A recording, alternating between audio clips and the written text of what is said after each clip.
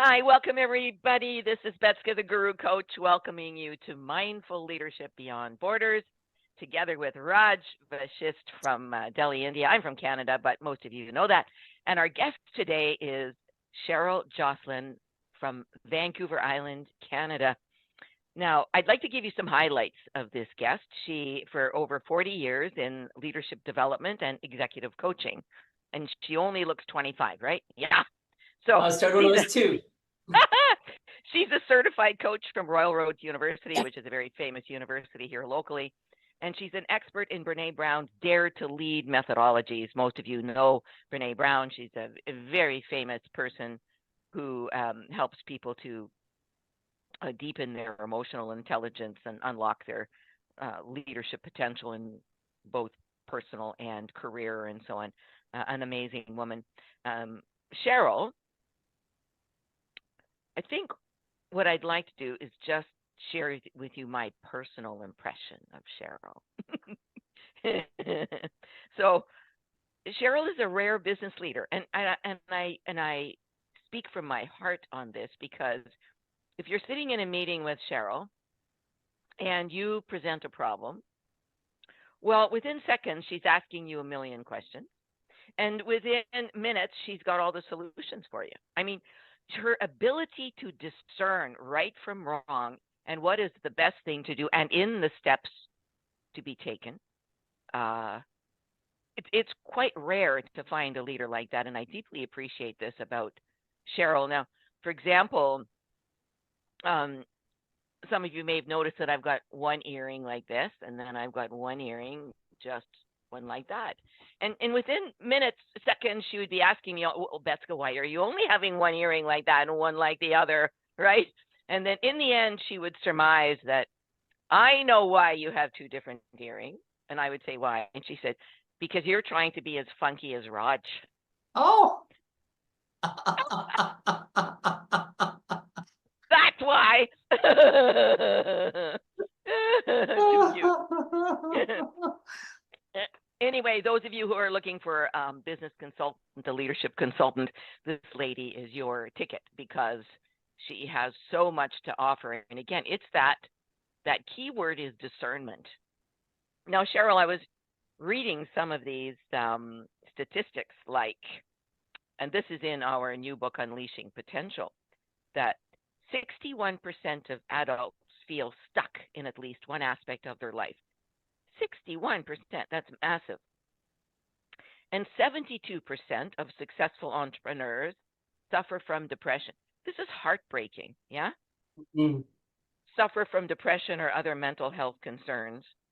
And then we know that 80% of success in life is attributed to emotional intelligence. And as coaches, we all know how important it is to elevate that EI. So Cheryl, tell us your experience about how our emotions get in our way. Yeah, you know what? It's I think it's not one leader that or anyone that I've coached or that I've dealt with. Our emotions come online first, right? It's our, we are emotional beings having a thinking and doing experience. There's no way around it. It's what comes online first. We're not that far from the Paleolithic era that we're looking for the tiger that's chasing us. And our brain, in Brené's research, she talks about a lot. Our brains are wired for story. Who's the enemy? Who do I need to go after? And our, that fear-based piece. So our fear comes up and we're, and our brain is basically, oh, okay, got it. Betska's the problem. Betska's the thing that I need to be afraid of. And so we live in this external world where, as opposed to how do we go internal? How do we recognize them? I think I was hearing something the other day. My niece was telling me that, how do you just let those emotions wash over you, accept them, and then take that moment to move forward? Do I have enough information here to freak out? And will freaking out help the situation? So often we bounce our emotions off onto people externally in our world. and not take that time to stay quiet, just work through it. So, Atlas of the Heart, Brené's newest book, it says that we have 87 affects and emotions that guide us, that run us through our day. So if you can, think about how that would be navigating, and so many stories I have in mind where I might not have taken control of my emotions as quickly as I wanted to. One specifically where someone's daughter was in the back seat. But it's always externally driven, where I think this, oh no, I'm going to get in trouble. I'm going to, there's going to be horrible consequences to this. So it's our ego that lights up first with our limbic system, as opposed to, let's just quiet that. Let's just figure out what the right emotion is. And then we can all see our shared human experience. We can see the humanity in the room. We can get curious. I was Ted Lasso, one of my favorite shows. I love his show. Oh, great. I love Ted Lasso. I'm very sad. I hope they come back. But Me too. he quoted Walt Whitman, which was, is to get curious and not judgmental, which really is, the attributes of empathy, which if you look at Teresa Wiseman's work, perspective taking, non-judgment is a huge piece of how do we see other human experiences. And you talked about, the stuff at the beginning, how do we work on that mental health piece that we're working on? So it's, and I was telling you guys before we started that, I always like to look at the Gallup poll, Gallup did a worldwide poll that was, does your company care about you? And only 24%. Only 24% think that their company cares about them. And what's the impact of that, right? From mental health, like one of the statistics was where they're less likely, 71% less likely to report burnout, right? So how do our emotions lead us? They're always driving, right? And that emotion is where perfection shows up. So perfection's driving, I'm not good enough, is in the passenger seat, and who do you think you are is in the trunk? And that roommate that shows up every day in the mirror to tell you, oh, what are you doing? When I'm coaching and mentoring leaders over the years, and it's been a few years, what I've really learned is that many leaders, whether they're men or women, have difficulty even asking their employees, well, how do you feel? Yes. They'll say, well, what do you think? Well, when you ask, how do you feel? Oh my God, that's when the truth comes out, right? Yes.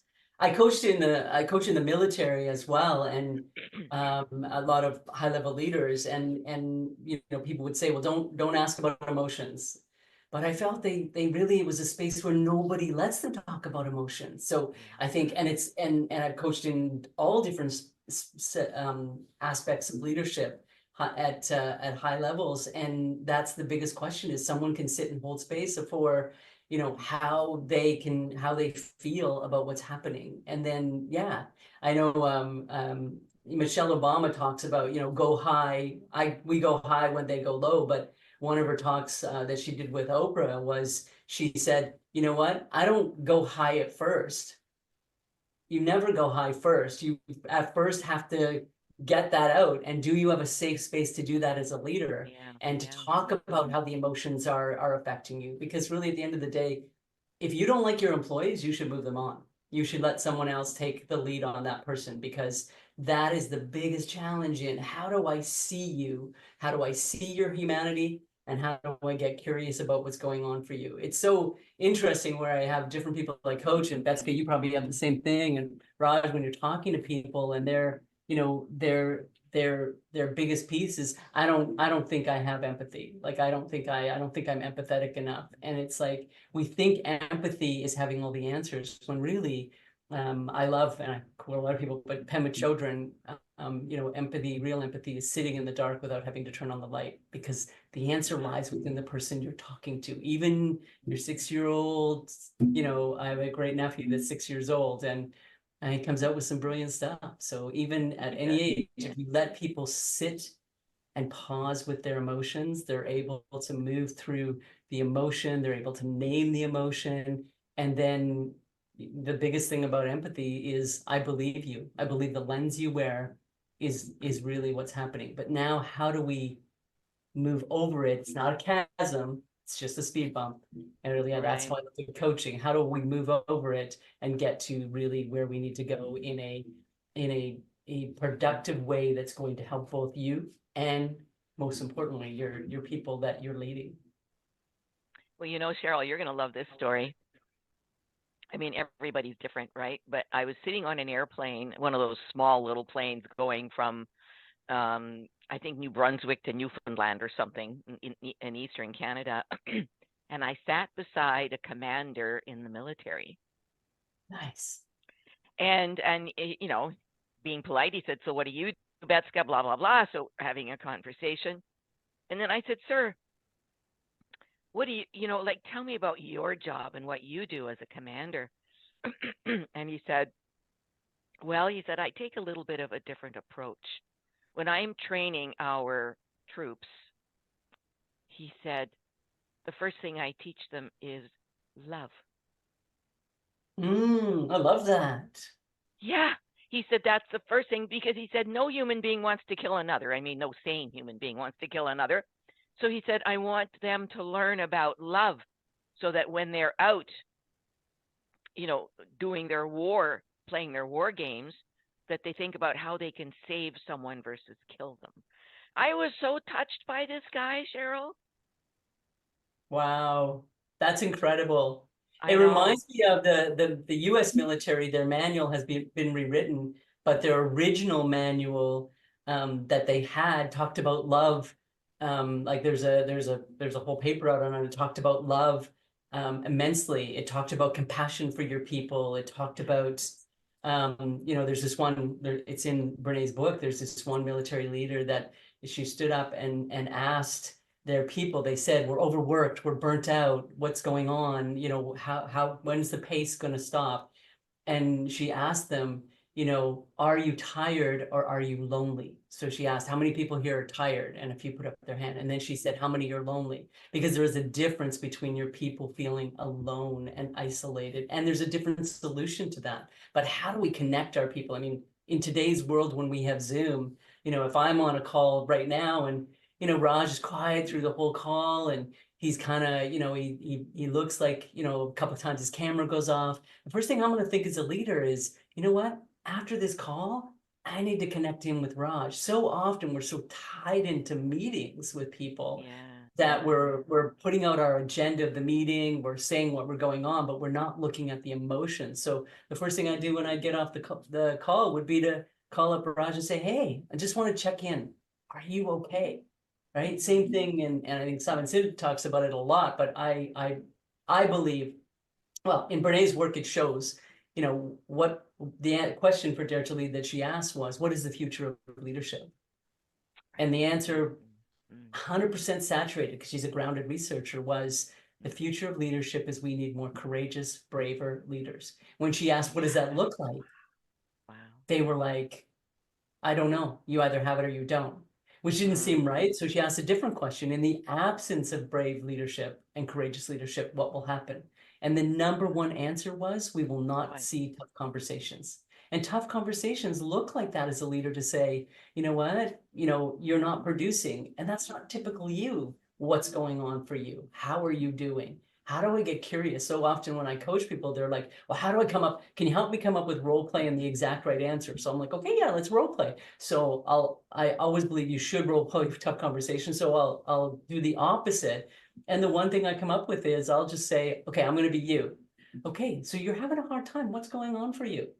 I don't actually have to think of a lot. I just come up with that simple, let's talk about, and that person comes up with those pieces. So I think really it's so important that, especially in this day, how are we taking care of the mental health? We didn't teach this generation to get up. They can't fail.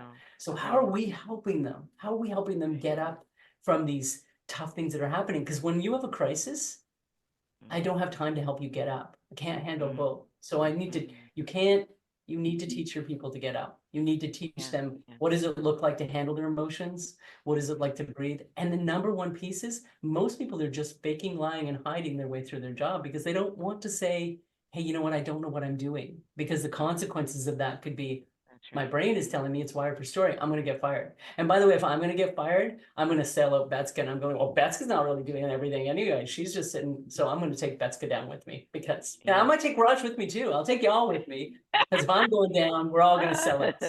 So how do we create Right this on. atmosphere and environment?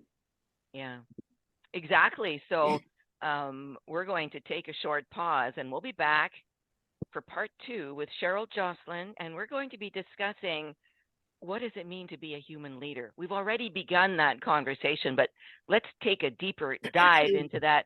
And I'm going to ask Raj, our king of podcasting, to take the lead on the next part because he's dressed like royalty today. All right. That looks amazing. He looks amazing. Yeah. Yeah.